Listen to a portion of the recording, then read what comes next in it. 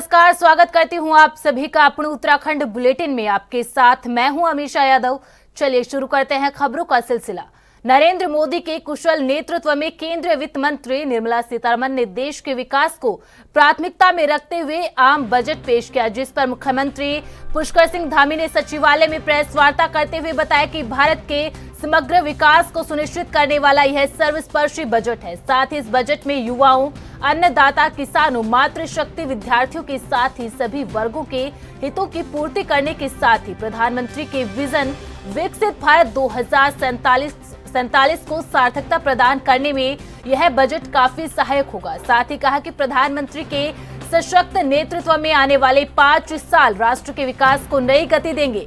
उन्होंने कहा कि विकसित भारत के स्वप्न को साकार करने के लिए यह स्वर्णिम पल है। इन्हीं के माध्यम से सभी भारतीयों की आकांक्षाओं को पूर्णता मिलेगी। उन्होंने कहा कि मुझे पूर्ण विश्वास है।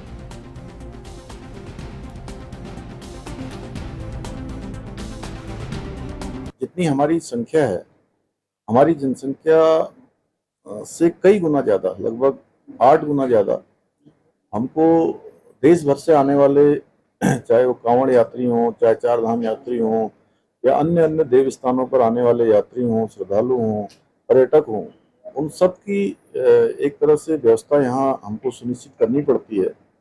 तो उसके अनुसार ही हम जो है इस बार नीति आयोग से निवेदन करेंगे कि जो हमको जितनी संख्या का यहाँ पर व्यवस्था करनी पड़ती है हर प्रकार से, तो उसके अनुरूप कहीं ना कहीं हमको जो है सहायता मिलनी चाहिए। हमको जो है उसमें पर्याप्त रूप से जो है उनका मैनेजमेंट करने के लिए वो जो प्रबंधन ठीक हो वो देना चाहिए हमको कहीं नहीं। देखिए, आपदा के जो मानक हैं उन मानकों के अनुसार तो भारत सरकार लगातार हमको सहायता करती है, लेकिन इस बार बजट भाषण में ही विशेष रूप से जो दैवीय आपदा के समय बादल फटने जैसी घटनाएं हैं, उन घटनाओं का उल्लेख किया गया। तो निश्चित रूप से हमको जो है उसका क्षतिपूर्ति में और जो भी हमारा नुकसान होता है उसमें काफ़ी सहायता हो जाएगी।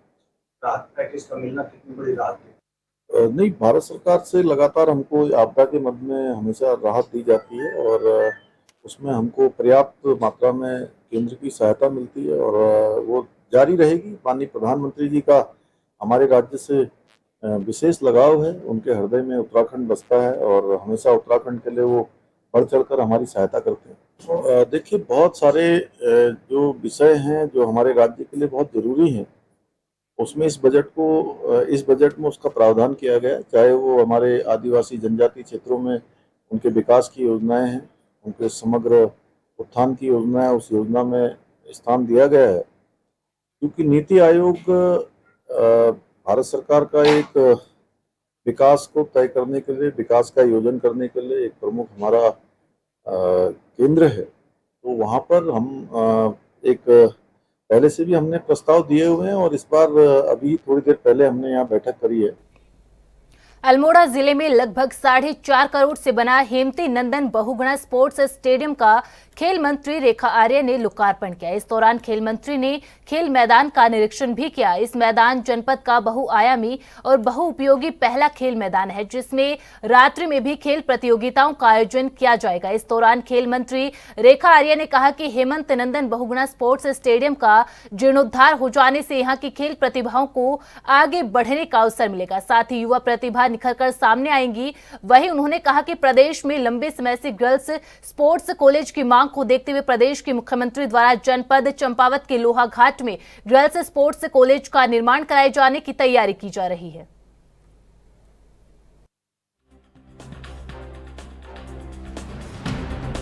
देखिए, आज मैं समझती हूँ कि अपने जनपद अल्मोड़ा में हमारे युवा, चाहे हमारे बच्चे हों, चाहे हमारे युवा खिलाड़ी हों, सभी को आज इसमें बहुत बड़ा फायदा होने जा रहा है। निश्चित रूप से खेल को विकसित करने की लंबे समय से मांग थी और मुझे कहते हुए बेहद प्रसन्नता है कि माननीय मुख्यमंत्री जी ने इस मैदान के लिए घोषणा करी थी। आज उस घोषणा को हम परिपूर्ण करे हुए लोकार्पण की स्थिति में आज लोकार्पण कर दिया गया है और मैं मानती हूँ कि इस लोकार्पण के बाद में यहाँ पर चाहे हमारे उद्यमान उन्नयन योजना की प्रतियोगिताएं यहाँ पर हमारे छोटे बच्चों के लिए आहूत की जाए, या हमारे रेगुलर बच्चे जो यहाँ पर खेलने दौड़ने या प्रैक्टिस करने यहाँ पर आते हैं उनके लिए सहूलियत भरा ये मैदान हो जाता है, या हमारे कोई भी साथी जो खेल को पसंद करते हैं, हमारे खेल प्रेमी हैं, वो यहाँ आके विभिन्न प्रकार के गेम्स को जो है उनके कोचों की अवेलेबिलिटी के साथ में जो है यहाँ पर खेल सकते हैं। निश्चित रूप से ये बहुआयामी बहु उपयोगी यह संसाधन जो है आज जनपद अल्मोड़ा को समर्पित किया गया है, युवाओं को समर्पित किया गया है। और मुझे लगता है कि भारतीय जनता पार्टी की सरकारों में, चाहे वो प्रधानमंत्री जी का कथन हो, चाहे हमारे मुख्यमंत्री जी का कथन हो, जिसका हम शिलान्यास करते हैं, उसका हम लोकार्पण करते हैं, उसका आज जो है ये हम प्रैक्टिकल रूप देखते हैं। नहीं, मैं कहती हूँ कि एक गर्ल्स स्पोर्ट्स कॉलेज जो है वो खोला जाना नितांत आवश्यक है, जिसको लेकर लोहाघाट में भूमि चिन्हित भी हो गई है, जिसकी डीपीआर जो है अभी तैयार हो रही है। निश्चित रूप से एक गर्ल्स स्पोर्ट्स कॉलेज पूरे प्रदेश भर में सिंगल लोहाघाट में बनने जा रहा है। माननीय मुख्यमंत्री जी बहुत जल्द उसका शिलान्यास अथवा भूमि पूजन करेंगे।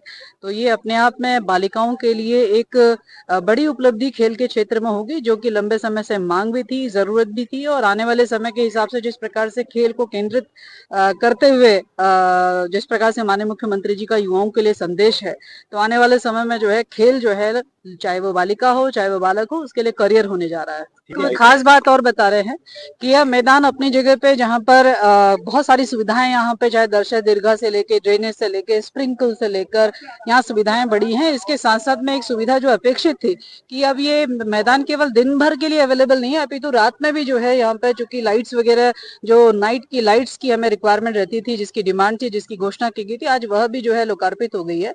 तो ये बहु उपयोगी हो गया है, जहाँ दिन में भी वहां रात में भी युवाओं के लिए, खिलाड़ियों के लिए उपयोगी सिद्ध हो। दिल्ली में बन रहे केदारनाथ मंदिर पर उपजे विवाद के बाद कांग्रेस प्रदेश अध्यक्ष करण माहरा ने 24 जुलाई से हरिद्वार के हर की पैड़ी से केदारनाथ धाम बचाओ पैदल यात्रा शुरू करने जा रहे हैं। आपको बता दें, 24 तारीख को करण माहरा और कई कांग्रेसी नेता हर की पैड़ी में गंगा स्नान करने के बाद हर की पैड़ी से केदारनाथ धाम तक 15 दिनों की पैदल यात्रा करेंगे। केदारनाथ धाम में जल भोले बाबा को अर्पित करने के बाद इस यात्रा का समापन करेंगे, जिसको लेकर बीजेपी ने कहा कि यह यात्रा राजनीतिक यात्रा है। देखिए, बीजेपी को यात्राओं के नाम का फोबिया हो गया। जब से राहुल गांधी जी ने भारत जोड़ो यात्रा निकाली, तब से रात और दिन बीजेपी को यात्राएं दिख रही हैं। आपको याद होगा, मैंने उस यात्रा के बाद अंकिता भंडारी न्याय यात्रा निकाली थी, और ये न्याय यात्रा निकाल के मैं जैसे ही देहरादून पहुंचा, पूरे प्रदेश में बीजेपी के महिला मोर्चे ने करण मेहरा के पुतले जला दिए। सरकार तुम्हारी, मैं विपक्ष का अध्यक्ष, और पुतले मेरे जल रहे, में इससे सौभाग्य और क्या हो सकता है। और पुलकित आर्या के पुतले जलाते या महिलाओं के ऊपर अपराध करने वालों के पुतले जलाने की हिम्मत नहीं है। करण मेहरा जो न्याय यात्रा निकाल रहा था, उसके पुतले जलाए गए। और इसीलिए जो पप्पू कहते थे, अब उनको राहुल गांधी जी की भारत जोड़ो यात्रा ही दिखाई दे रही। रात दिन खाते नाश्ता करते समय भी यात्रा दिखा, और यात्रा का नाम सुनते ही बीजेपी वाले बौखलाहट में आ जाते हैं। अब जैसे मैंने 15-16 दिन की यात्रा की घोषणा की है, उस दिन से मैं हर अखबार में देख रहा हूँ यात्रा राजनीतिक, रातना ये अच्छा है, मेरा प्रचार कर रहे हैं, कांग्रेस का प्रचार कर रहे हैं। हम यात्राएं करें और बीजेपी हमारा विरोध करके हमारा प्रचार करे, इससे अच्छा और कुछ नहीं।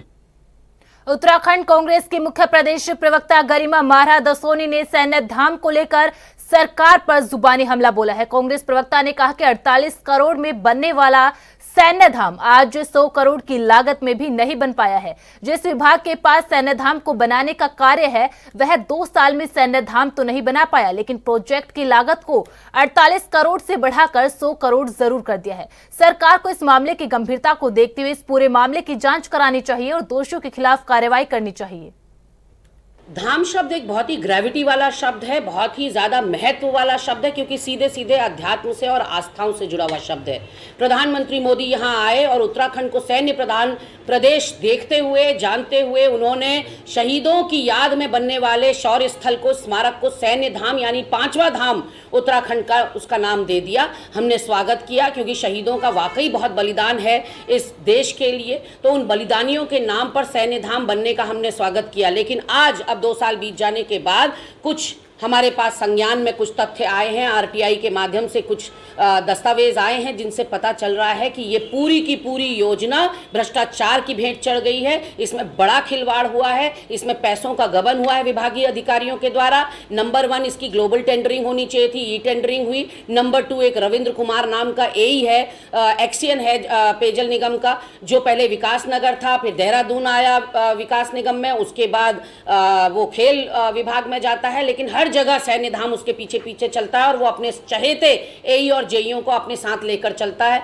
उसके अलावा 48 करोड़ की निविदा आमंत्रित की गई थी, डीपीआर तैयार की गई थी। 48 करोड़ से वो 39 करोड़ में आवंटित की गई। क्यों की गई पता नहीं। 1 करोड़ 9 लाख रुपया एक्स्ट्रा रुपए में उसको आवंटन किया गया और उसके बाद बढ़ते बढ़ते निर्माण कार्य के दौरान 100 करोड़ उसकी लागत हो गई और 100 करोड़ का भुगतान भी कर दिया गया और 2 लोगों के द्वारा केवल निविदाएं ली गई। उसमें शिव कुमार अग्रवाल को ये कार्य सौंपा गया। इसकी अंतिम तिथि 8/11/2023 थी, जब तक निर्माण कार्य पूरा होना था, लेकिन उसके ऊपर भी 1 साल बीत चुका है और इस नवंबर तक भी ये सैन्य धाम बनकर तैयार होगा, इसमें हमें संशय है। ये तमाम वो दस्तावेज हैं जो आरटीआई के थ्रू मिले हैं और वित्त निदेशक की टिप्पणी को प्रबंध निदेशक ने खारिज कर दिया। क्यों किया, ये भी सवालों के घेरे में है। और जो स्टैम्प पेपर की खरीद है और जो अप्रूवल है वो तमाम एक ही जगह से कराया गया है, दोनों कंपनीज के द्वारा जिन्होंने बिडिंग की थी। बिडिंग कैपेसिटी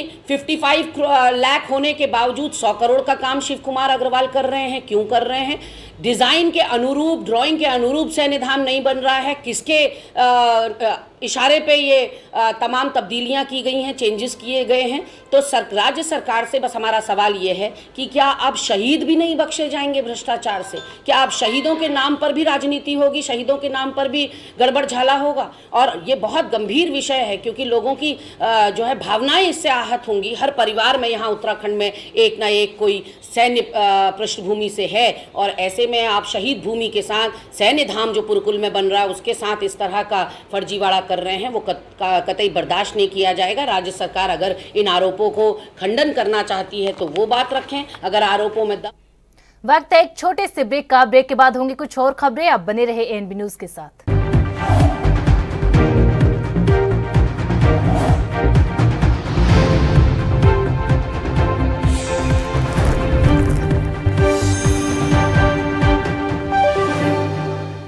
ब्रेक के बाद एक बार फिर से आप सभी का स्वागत है। खबरों में आगे बढ़ते हैं। सेवा दल भारतीय राष्ट्रीय कांग्रेस का एक संगठन है। इस संगठन की भारत के सभी राज्यों में शाखाएं हैं। संगठन के सदस्य गांधी टोपी के मॉडल के लिए जाने जाते हैं, लेकिन पिछले कुछ वर्षों से देखा जा रहा है कि सेवा दल कांग्रेस के मुख्यधारा से हट चुकी है। वहीं प्रदेश सेवा दल के अध्यक्ष हेमा पुरोहित ने बताया कि पहले भी सेवा दल अपनी मजबूती पर ही था, लेकिन यदि अब की बात की जाए तो कांग्रेस और सेवा दल अब मिलकर काम कर रही है। वर्तमान प्रदेश अध्यक्ष करण महाराज सेवा दल को साथ लेकर चलने का कार्य कर रहे हैं। अभी सेवा दल ने एक स्टेट कन्वेंशन भी रखी है जिसमें 750 के आसपास वर्दीधारी सेवा दल के लोग शामिल हुए थे। साथ ही साथ सेवा दल के कार्यकर्ता जगह जगह कैंप लगाने का भी काम कर रहे हैं।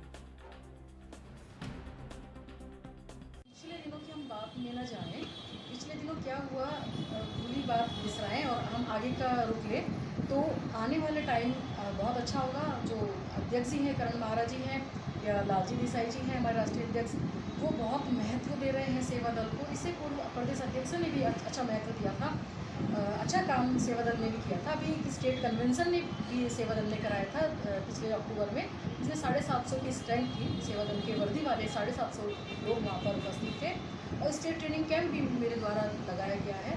ये 2 कार्यक्रम हुए हैं और लगातार हमारा ध्वजवंदन का कार्यक्रम भी चल रहा है और धीरे धीरे गति पकड़ेगा सेवा दल और वही अपने पूरे पुराने फॉर्म में दोबारा लौटेगा और कांग्रेस को मजबूत करवाएगा। विधानसभा सत्र को लेकर उपनेता प्रतिपक्ष भुवन कापड़ी ने कहा कि गैरसैंण ग्रीष्मकालीन राजधानी है।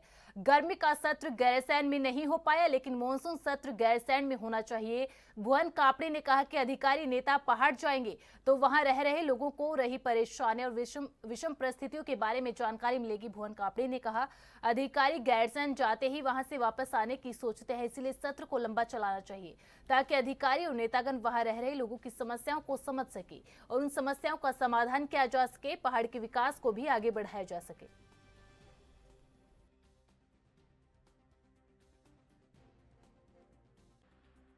ग्रीष्मकालीन राजधानी है, गर्मी का सत्र तो कराया नहीं, कम से कम बरसात का ही करवा दें। जब ग्रीष्मकालीन सत्र आपने नहीं कराया तो भैया मानसून सत्र ही कराइए। कम से कम सब अधिकारी नेता जो है पहाड़ जाएंगे, क्या पहाड़ क्या रहन सहन है, क्या वहाँ विषम परिस्थितियां हैं, क्या कठिनाइयां आती हैं, क्या दिक्कतें हैं, अधिकारियों की समझ में भी आएगा।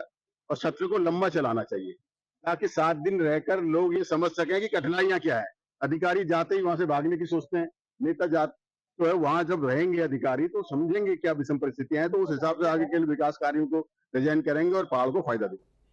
खबरों का सिलसिला यूं ही जारी रहेगा। रुकते हैं एक छोटे से ब्रेक के लिए।